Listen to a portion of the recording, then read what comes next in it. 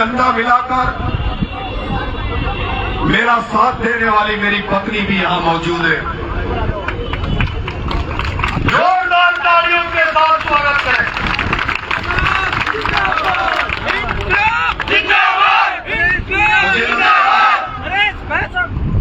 मुझे लगता है जितनी मुझे कष्ट मिल रहे हैं उससे हजारों गुना कष्ट मेरी मां झेल रही है, मेरे बाप झेल रहा है, मेरी पत्नी झेल रही है।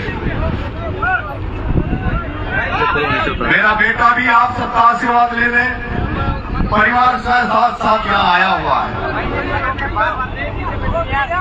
मेरी पत्नी के साथ साथ मेरे छोटे भाई की पत्नी जिसका नाम गिनता मीना है, जब भी मुझे जरूरत पड़ती है कि मुझे माताएं बहनों का आशीर्वाद चाहिए तो मेरे छोटे भाई की पत्नी गिनता इन सबको लेकर कल से यहाँ आ गई है। कल से ये महिलाएं मेरे गांव से आई हुई है। ये जनक्रांति में भी थी और कह रही थी कि जब तक यात्रा चलेगी नरेश हम तेरे साथ साथ पैदल चलेंगे। मैंने उस समय इनको कष्ट देना ज्यादा नहीं समझा और बीच में ही उस समय यह घटनाक्रम पिपलोदी का हो गया था, वो यात्रा बंद हो गई थी। चलिए मेरी माता बहनें मुझे आशीर्वाद देने राजस्थान की राजधानी में जयपुर में भी आई है और ये अपने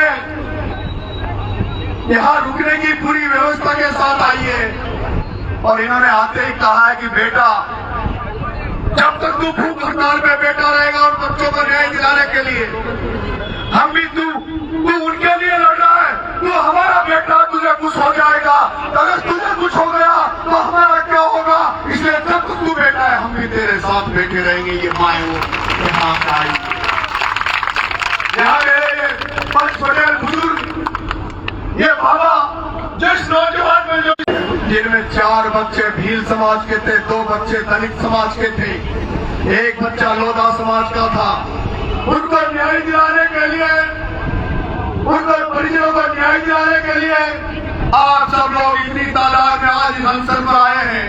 उसके लिए मैं उन परिजनों की तरफ से उन बच्चों के जहाँ कहीं भी होंगे आज वो बच्चा नहीं जाने देंगे। मुझे ऐसा लग रहा राजस्थान में देश की जनता इन बच्चों के बलिदान को भुला नहीं पाएगी अगर राजस्थान सरकार कुछ दे नहीं पाए, लेकिन मुझे भरोसा है राजस्थान की जनता, देश की जनता उन परिजनों को और उन बच्चों को न्याय जरूर देके भेजेगी। मुझे भरोसा है, मुझे विश्वास है वो बच्चे भी सोचेंगे कि सारे जो शिक्षा में जो स्कूल है वो स्कूलों की व्यवस्था सुधरनी चाहिए। दोबारा कोई दुर्घटना ऐसी नहीं होनी चाहिए, दोबारा ऐसी घटना नहीं होनी चाहिए, कभी किसी गरीब का बच्चा दोबारा से सरकारी स्कूल में इस तरह से प्राण नहीं जाना चाहिए, ऐसी कोई व्यवस्था होनी चाहिए। जिस तरह से आरपीएससी का माननीय मुख्यमंत्री भजन लाल जी को मैं धन्यवाद देना चाहूंगा कि माननीय मुख्यमंत्री भजन लाल जी ने जिस तरह से आरपीएससी में सुधार किए और आरपीएससी में भरोसा होने लगा है, उसी तरह से माननीय मुख्यमंत्री जी मैं आपसे अभी निवेदन करूंगा कि इस भ्रष्टाचार में भी नकेल कसो, इस करप्शन में भी नकेल कसो। माननीय मुख्यमंत्री जी और थानों में करप्शन हो रहा है और तहसीलों में करप्शन हो रहा है, जगह जगह गरीब परिवारों को लूटा जा रहा है, किसानों को लूटा जा रहा है, उनका भी इलाज करो, इस करप्शन को खत्म करो। ये करप्शन हमारे परिवार को खोखला कर रहा है। मैंने बहुत सारे मुद्दों में कल वहां बात करी थी। मैंने कहा था जनक्रांति यात्रा में इस देश में 2 ही सबसे बड़ी ज्वलंत समस्या है, एक भ्रष्टाचार है और दूसरा नशाखोरी है। नशाखोरी से हमारे गांव के गांव बर्बाद हो रहे हैं। इसमें का नशा, चरस का नशा, गांजे का नशा एक घर घर में फैल रहा है, कैंसर और लकवा घर घर तक पहुंच रहा है। गांव में ऐसे बुजुर्ग देखने को नजर नहीं आते मेरे भाइयों, गांव में बुजुर्ग देखने को नजर नहीं आते। उसका कारण है मिलावटखोरी, उसका कारण है मिलावटखोरी, नशाबंदी। मैंने कल अफसरों से कहा था जिन्होंने मुझे वार्तालाप के बुलाया था, मैं चाहता हूँ जैसे राजस्थान पंजाब के लोगों ने आगे बढ़ चढ़कर नशा के खिलाफ एक जन चेतना निकाल रहे हैं। वहाँ नशाखोरी को बंद करने की लोगों ने ठान ली है। इस तरह से जालौर में, चौलौर में, पाली में, जालौर, पाली, सिवाई में, साजौर में, जौनपुर संभाग में जब वहाँ कोई कार्यक्रम होते थे, जहाँ जन्म मरण के कार्यक्रम होते थे, वहाँ अफीम परोसी जाती थी। वहाँ के पंच पटेल, वहाँ के जागरूक लोग भी उस नशा के खिलाफ मुहिम चला रहे हैं। इस जनक्रांति में मैं ये सब करना चाह रहा था, मेरी जनक्रांति बंद हो गई, लेकिन मुझे लग रहा है वो जनक्रांति भगवान मुझसे कुछ अच्छा करवाना चाह रहा है। भगवान, मुझे लगता है ये अधिकारी सोच रहे नरेश को हम जेल भेज रहे हैं। अरे तुम नहीं भेज रहे, भगवान भिजवा रहा नरेश को। तो भगवान नरेश की परीक्षा ले रहा है, भगवान नरेश की परीक्षा ले रहा है। भगवान इस नरेश को चेक करना चाह रहा है, इसको देखना चाह रहा है। मेरे भाइयों, आज आप सब लोग आए हो, आप सब लोग एक ऐसे पुण्य के कर्म में आए हो, ऐसे पुण्य के कर्म में आए हो जहाँ इन 7 बच्चों को तो न्याय दिलाओगे सही, लेकिन इन बच्चों के साथ साथ जो हालात शिक्षा को लेकर है और जो हालात जो मैं समस्या बता रहा हूँ उनको लेकर है, मैं यहाँ बहुत बड़ी संख्या में आदिवासी में आए होंगे। मैं उनसे कहना चाहता हूँ, हजारों लाखों करोड़ का बजट आदिवासियों के उद्धार के लिए मांडा योजना का आता है, लेकिन वो पैसा कहाँ जाता है पता नहीं। इन जो 7 बच्चे जो मरे थे, इन 7 बच्चों के परिवार वाले बीपीएल परिवारजन थे, इन 7 बच्चों के परिजन बीपीएल परिवार वाले थे, गरीब थे, लेकिन इनके मरने के पहले किसी को पता नहीं था कि उनको इतना आवास मिली नहीं मिली, उनको प्रधानमंत्री आवास का योजना एक कमरा भी नहीं था मेरे भाइयों। और ये कमरा कभी 7 जनों के परिजनों के नहीं, आरोपी में कोटा बारा बूंदी झालावाड़ में प्रधानमंत्री योजना का पैसा कौन खा रहा है, वहाँ कौन निकल रहा है, वहाँ पता ही नहीं है उनको पैसे को कौन खा रहा है। मैं उस आरोपी की दिशा को बदलना चाहता हूँ। मुझे लगता है जन चेतना, इस आंदोलन से जहाँ इन बच्चों को सच्ची श्रद्धांजलि मिलेगी, इनको न्याय मिलेगा, लेकिन इसके साथ साथ राजस्थान में एक जन क्रांति भी खड़ी होगी, एक जन चेतना भी आएगी।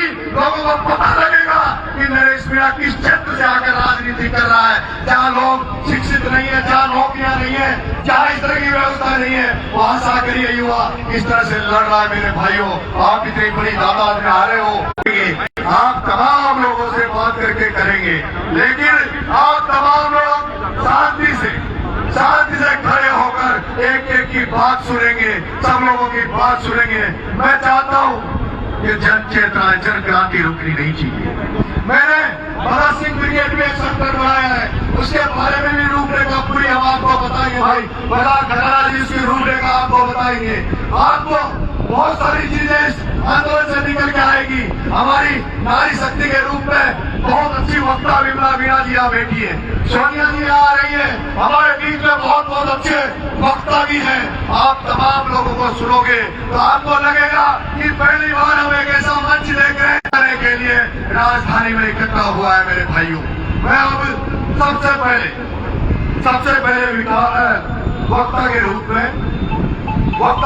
में विकास जी विदुड़ी साहब से बुलाना चाहूंगा। विकास जी विदुड़ी साहब एक ऐसा युवा, विकास जी विदुड़ी साहब, आप बैठ जाओ। ये सभी राजा तो थोड़ा सा आप लोग प्लीज, आप थोड़ा दिखने दो, हमें भी दिखे प्लीज। क्या विकास विदुड़ी जी है कहीं?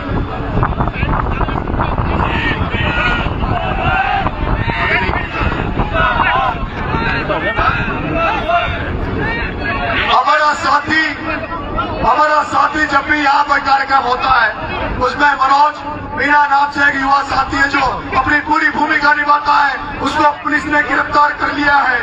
हमारे बामनवास में 3 बसें थाने में जब्त कर ली है, उनके ड्राइवरों को भी जब्त कर लिया है। लेकिन मैंने गांधीवादी तरीके से हिंसा के मार्ग पर चलते हुए गांधी जी का हथियार लेकर यहाँ बैठा हूँ। मैं तमाम लोगों से आग्रह और निवेदन करूंगा, अब हमने अगर ये गांधी जी का व्रत लिया है, ये शपथ लिए, हमें ये उत्तेजित करवाना चाहते हैं, हमें ये उग्र करना चाहते हैं, हमें उग्र नहीं होना, हमें उत्तेजित नहीं होना। कोई जेल जा रहा तो हम जेल में रहकर हमारी इस लड़ाई को लड़े, जहाँ पुलिस रोक रही है वहीं धरना देकर बैठे। नरेश मीणा आज तो इस जगह पर धरना देकर बैठा है, लेकिन मैं जानता हूँ क्योंकि अभी फसलों को कटने का समय है, फसलों का कटने का समय, हमारे बाजरे, सोयाबीन, मूंग, उड़द की फसलें खेतों में पड़ी है, कट रही है। कब मौसम खराब हो जाए, कब सरकारें तो रूठी हुई है, पता नहीं अगर राम रूठ जाए तो हमारा सब कुछ नुकसान हो जाए। इसलिए मैं चाहूंगा कि आप लोग यहाँ समय ना देकर आज आप इस उपस्थिति में आए, आपने इसको ये दिखा दिया राजस्थान की राजनीति में आके कि नरेश मीणा उन बच्चों के लिए अकेला न्याय नहीं मांग रहा। राजस्थान का एक एक व्यक्ति जिसके अंदर आत्मा जगी हुई है, वो सारे लोग इन बच्चों के लिए न्याय मांगने यहाँ आए।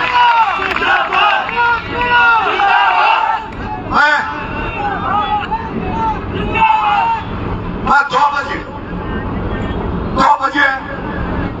फिर से आपको संबोधित करूंगा, बात रखूंगा अपनी। लेकिन उसके पहले मैं, हमारे बहुत सारे वक्ता भाई हैं, गायक कलाकार है, तो मैं चाहूंगा एक बार एक वक्ता आ जाए, क्योंकि वो गायक कलाकार, वो गायक कलाकार नहीं है। तो दूसरी तरह ये हमारे कवि है, कवि, लोक कवि, जिस तरह से भाषण में अपनी बात नहीं रख पाएंगे, उसी तरह से केआर देवता जो नरेश मीणा अपने मुख से जो बातें नहीं बोल पा सकता, उसको केआर देवता अपने गीतों से आपको सुनाएगा, इस सरकार को सुनाएगा, भजन लाल की सरकार को सुनाएगा। मैं इसलिए आपसे कहूंगा कि आप सब लोग शांति से रहे। तो क्या नाम है तेरा? प्रेम जी वकील साहब, प्रेम जी वकील साहब, आप तमाम लोग इधर बैठ जाइए, राइट साइड में चले जाइए। यहाँ बीच में कोई खड़ा नहीं रहेगा। हिम्मत जी भाई साहब, विमल, सबको इधर इधर राइट साइड, बबलू, हेमंत, इधर चले जाओ, राइट साइड में चले जाओ। प्रेम जी आराम से राइट साइड में बैठो। वकील साहब, ये मेरे वकील हैं, प्रेम जी आए अभी झालावाड़, इन्होंने जमानत कराई मेरी।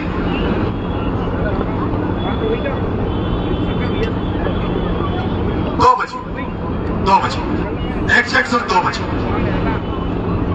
तब तक बुढ़ा साहब भी आ जाए, बकरियों का भी कुछ करेंगे हम यहाँ। तब तक उनके लिए रुकवारी करनी पड़ रही है हमें। एक तरफ मेरी रुकवारी करनी पड़ी, मेरे को कोई दिक्कत नहीं हो जाए, दूसरी तरफ उन बकरियों की रुकवारी करनी पड़ रही है।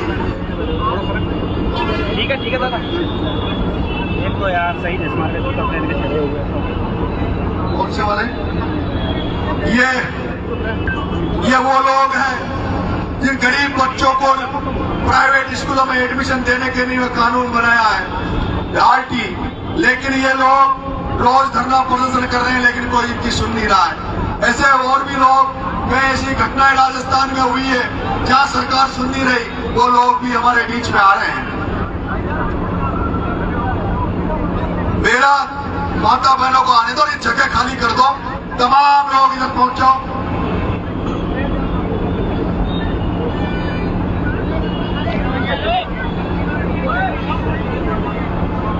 बूंदी से कौन कौन आया है?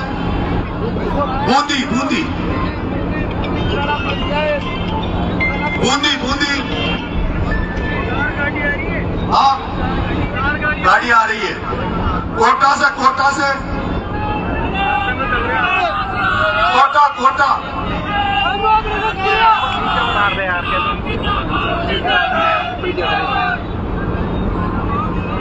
केआर देवता जी, आप मंच पे पधारे, अकेले ही मंच पे पधारे।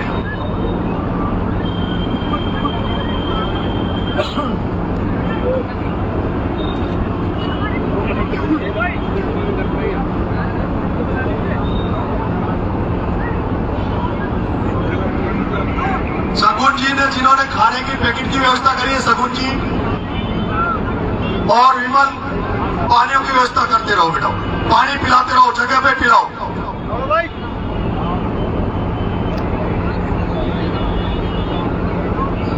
अभी बूढ़ा साहब आ जाए, ये नहीं,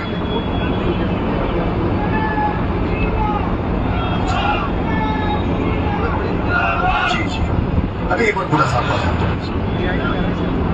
हाँ भेज दो, मेडिकल भेज दो, है ना, और तुम संभालो अभिषेक।